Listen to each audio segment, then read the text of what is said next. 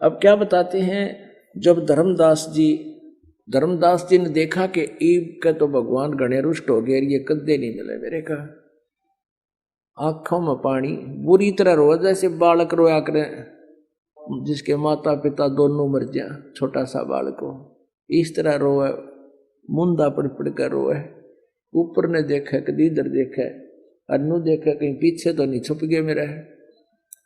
अब वो वृंदावन भी छोड़ दिया, वृंदावन से फिर बरसाने जाया करे, मथुरा से वृंदावन, वृंदावन से बरसाने जरूर जाते हैं। जो कहते हैं बरसाने में, कहते हैं बरसाने में राधा जी हुई थी, और राधा जी की सिफारिश लुआनी जब श्री कृष्ण मिल रहे हैं, थरा गजब ये के बना दी दंत कथाएं। अब वह ना तो राधा जी ना कृष्ण जी हैं, और राधा जी की सिफारिश जब कृष्ण जी मिल भी गए तो फिर वो भी मृत्यु को प्राप्त होंगे, वो भी अपने कर्मों के दंड को भोगते रहते हैं। उनसे भी अपने पाप ना कटे, 3 ताप तो औरों को काटेंगे कैसे, जैसे श्री विष्णु जी उर्फ श्री कृष्ण जी, कृष्ण जी को चाहे विष्णु जी को श्राप दिया था नारद जी ने कि जब उसको बंदर का मुंह लगा दिया था कि तू एक जीवन अपनी पत्नी की वियोग में बितावेगा, वो श्राप भी वो ना काट सका, सारा जीवन भोगना ही पड़ा। फिर श्री राम रूप में विष्णु जी ने मारा था, सुग्रीव का भाई बाली को मारा था, और वो भी उसने भोगना पड़ा। श्री कृष्ण रूप में उस बाली वाली आत्मा ने शिकारी बनकर श्री कृष्ण जी के पैर में तीर मारा, विषाक्त तीर, और भगवान श्री कृष्ण जी की मृत्यु हुई। तो इस प्रकार इस ज्ञान को भी समझकर नहीं मानते, सारा कुछ बता दिया फिर भी वो कहता है मेरे तो समझ में ना आई, तो दूसरा तरीका अपनाया परमात्मा ने। अब परमात्मा वहां से चल पड़े तो रोता है धर्मदास, तावा रोवत धर्मनि नागर, कहाँ गए मेरे सुख के सागर। अब जैसे पुण्यात्माओं, आप किसी एसी कमरे में बैठे हो और लाइट चली जा, फिर देखा पसीना पसीना बुरा हाल हो जा, तो ऐसे ही जब परमात्मा साथ बैठे थे, उसकी आत्मा में अलग से एक उमंग थी, एक न्यारी खुशी थी, क्योंकि मालिक का गुण है जीव को, स्वाभाविक उसके आसपास बैठा हुआ व्यक्ति आप पर सुखी हो जाता, जैसे चंदन के पेड़ के पास स्वाभाविक उसमें से सुगंध निकल रही होती है। अब फिर वहां रोने लग गए। अब क्या कहता धर्मदास,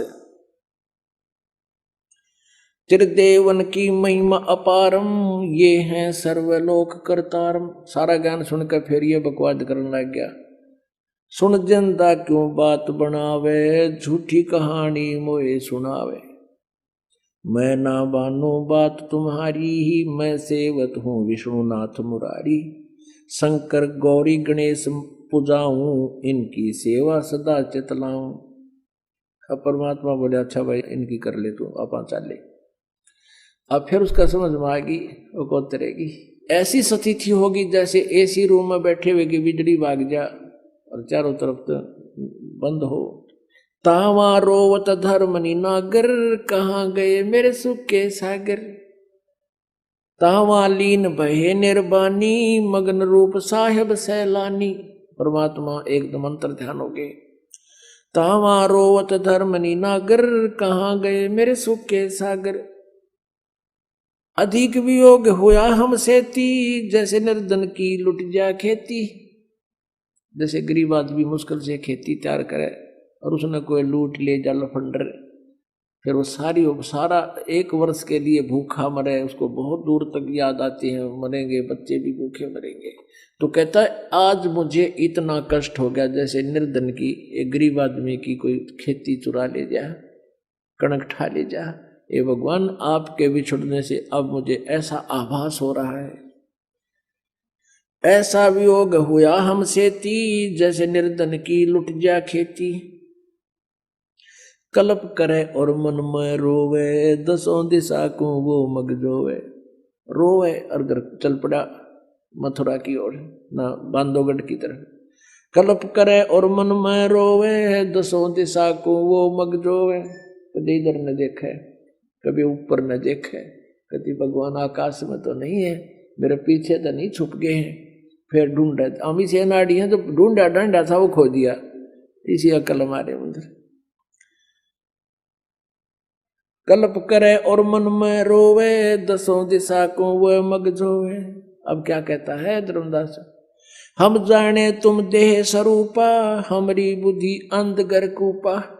ये भगवान, हमने तो आपको हमारे जैसी शरीर वाला मान लिया था, हमारी बुद्धि तो जेरे कुएं जैसी, अंधे कुएं जैसी है मालिक, हमारे अंदर कोई ज्ञान नहीं।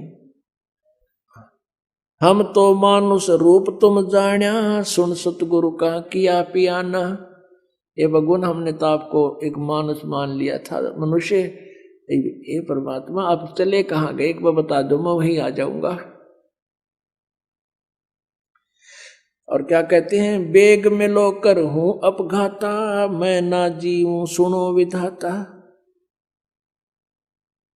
या मुझे जल्दी मिलो मेरे मालिक, और आप नहीं मिलोगे तब मुझसे जिया नहीं जावे, क्योंकि ये साधना तो मैं कर नहीं सकता, ये तो क्लियर होली, ये तो डरे ढोने वाली बात है, और आगे का ज्ञान मुझे मिला नहीं।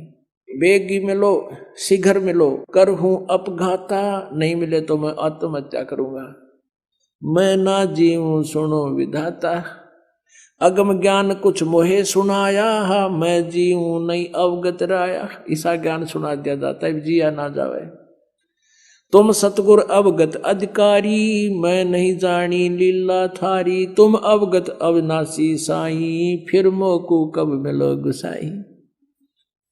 अब क्या होता है पुण्यात्माओं, धर्मदास जी रोता हुआ अपने घर को आ गया। अब तीर्थ यात्रा में तो 6 महीना का टाइम था, वो होता था इनका, 2-3 महीने अवश्य लगते थे, 1-2 तीर्थ को एक ट्रिप में करे थे। तो वो क्या देखा, उसकी पत्नी ने देखा कि भगत जी तो, आमनी नाम था धर्मदास की धर्मपत्नी का, कि भगत जी तो 3-4 महीने के लिए टूर प्रोग्राम बना के गए थे, ये 10वें दिन उल्टे आ लिए, 5-7 एक हफ्ते में वापस आ गए, 10 दिन में। और उसके निकट पहुंची कारण जानने के लिए, लेकिन धर्मदास जी ऐसे रो रहा जैसे माँ बाप मर जाया करें, छोटे से बालक की आंखों में तासू भीज के सारा कपड़ा भीग गए, और रो बुरी तरह, और पड़ के अपने मकान के अंदर जाकर मुंधा गिर के, और नो रोवे बुरी तरह, जिस तरह हाहाकार मचा के, और बोलना चाहा बोला जाने। उसकी पत्नी ने सोचा कि बात होगी, भगत जी वापस आ गए। उसने आप आइडिया लाया कि भगत जी की किसी ने पैसे निकाल लिए, चोरी चारी हो गई। आमनी देवी का स्वभाव था कि धर्मदास जी का खुला हाथ था, वो भंडारे करता था, दोनों हाथों में खूब 10 रुपये लगाने होते तो 20 लाया करता धर्म में। आमनी ये कहा करती, जी धर्मदान हिसाब का उसे, और इतना दान ना कराया करो, बालक भी पालने हैं। वह टोका टाकी करती थी। तो उसके मन में न्यू आ गया कि इसके किसी ने पैसे निकाल लिए, और इसलिए रो है सेठ जी कि अब ये पैसे मांगेगा, वापस जाना चाहोगा तो मैं टांग अड़ाऊंगी, और धर्म के काम में ना नुकर हो यू कहा करे, वो फिर फल नहीं देता। यदि इस दुख में रोता हो तो उस दृष्टिकोण से सांत्वना देती हुई धर्मदास जी से कहती है, सेठ जी रो मत, लगता है आपका किसी ने पैसा चुरा लिया, यात्रा का खर्च नहीं रहा, और आपका भगवान ने कितना दे रखा है, आप कितना पैसा ले जाओ, और कोई बात नहीं और देगा भगवान, हमने चोर तो चोरी कराया करे, उनका तो नाश होया करे, आप और ले जाओ धन में, नाटू कोई नहीं।